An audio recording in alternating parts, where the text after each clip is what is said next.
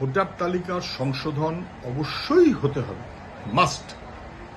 পশ্চিমবাংলায় ভোটার তালিকায় অ্যাভারেজে 20-25 জন মৃত মানুষের নাম, অ্যাভারেজে এরকম 15, 20, 25, 30 এমন মানুষ যাকে কেউ চেনে না, ভুতুরে ভোট এবং জেনুইন ভোটারের নাম নেই। এক একটা বুথে গড়পড়তা 40, 50, 60, 65 জন করে এরকমের তালগোল রয়েছে।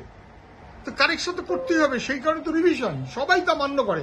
আমরাও তো বলি, মুখ্যমন্ত্রী বলেননি ভিন রাজ্যের লোকের নাম আমার রাজ্যে ভোটার লিস্টে রয়েছে, ওরা ভূতের মতন কেন বলেছেন? তো তাদের নাম বাদ দেওয়ার ক্ষেত্রে ওনার আপত্তি, তাহলে এতদিন কেন বলছিলেন যে বাইরের লোককে সব ভোটার করা হয়েছে? ফলে মুখ্যমন্ত্রী এগুলো রাজনীতির জন্য করছেন, আর দিল্লিও রাজনীতির জন্য করছে। এটা কার্যত ভোটার লিস্ট সংশোধন করতে হয়। মুখ্যমন্ত্রী 2004-এ দারুণ সরব ছিলেন, তারপরেও দারুণ সরব ছিলেন। যখন বামপন্থীরা বা বাকিরা আমরা যখন ধরলাম যে সরকার তালগোল পাকিয়েছে, তখন মুখ্যমন্ত্রী একদম চুপ, ভেঙে বেড়ান, কিচ্ছু জানেন না। এখন উনি আবার না না করে বেড়াচ্ছেন। আপত্তিটা কোথায়?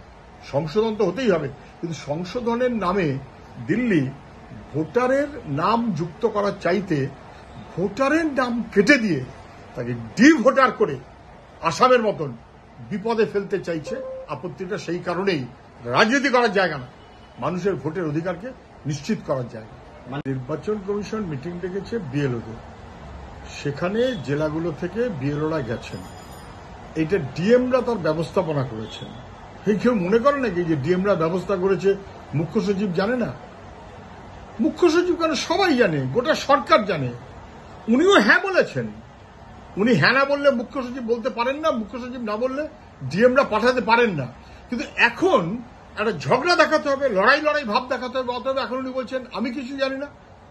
যদি আপনি কিছু না জানেন, অথবা আপনার মুখ্য সচিব যদি কিছু না জানে, বা মুখ্য সচিব যদি আপনার অজান্তে কাজ করে থাকে, অথবা মুখ্য সচিবকে না জানিয়ে জেলা শাসকরা যদি খুশি মতন চলতে থাকে, তাহলে মুখ্য সচিব তাদেরকে শোকজ করছেন না কেন? ভাঙড়ের বানতলা লেদার কমপ্লেক্স যাকে বলে, তাপদহ লেদার কমপ্লেক্সের পাশে গরিব মানুষের বাস, এবং তারা কারোর রায়ত জমি, কারোর বামফ্রন্ট আমলে পাট্টা পাওয়া জমি, গরিব কৃষক, হতদরিদ্র, তাদেরকে নানান অছিলায়, নানান জবরদস্তিতে, নানান দাপট সৃষ্টি করে, চাপ সৃষ্টি করে 300 বিঘে জমি প্রমোটার চক্র নিয়ে চলে যাবে। এ কখনো হয়? কেউ মেনে নিতে পারে? 300 বিঘে। এবং সেই প্রমোটার চক্র স্থানীয় তৃণমূলের সঙ্গে সম্পর্ক নিয়ে যখন এসব খুঁটি পুঁতে কাজকর্ম করছে, মানুষ অনেকবার বারণ করেছে, শোনেনি, খুঁটি উড়িয়ে দিয়েছে। তারপর তারা দলবল নিয়ে এসছে, পুলিশ তাদের সঙ্গে। পুলিশ কি প্রমোটারের সঙ্গে গরিব মানুষের জমির অধিকারের বিরুদ্ধে? পুলিশ গ্রামের লোককে ডেকে নিয়ে চলে গেছে, গিয়ে বলেছে আমরা সালিশি করছি। পুলিশকে কে সালিশি করতে বলেছে?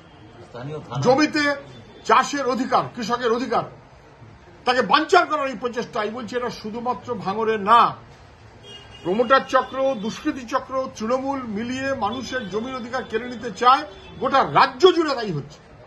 তার দয় লেদার কমপ্লেক্সের পাশে, সেখানে মানুষ প্রতিবাদ করেছেন, এবং তারপর পুলিশ তৃণমূল মিলিয়ে তাদের ভয় দেখাতে চাইছে।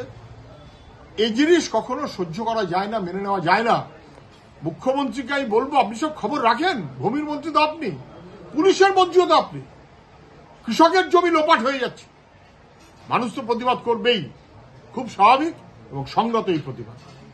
এই ভিডিওটিকে লাইক করুন, আপনার গুরুত্বপূর্ণ মতামত কমেন্টের মাধ্যমে আমাদের জানান, এবং আমাদের চ্যানেলের ভিডিও সবার আগে দেখার জন্য ইউটিউবে গণশক্তিকে সাবস্ক্রাইব করুন, ফেসবুকে ফলো করুন এবং শেয়ার করুন আপনার পরিচিতদের মধ্যে।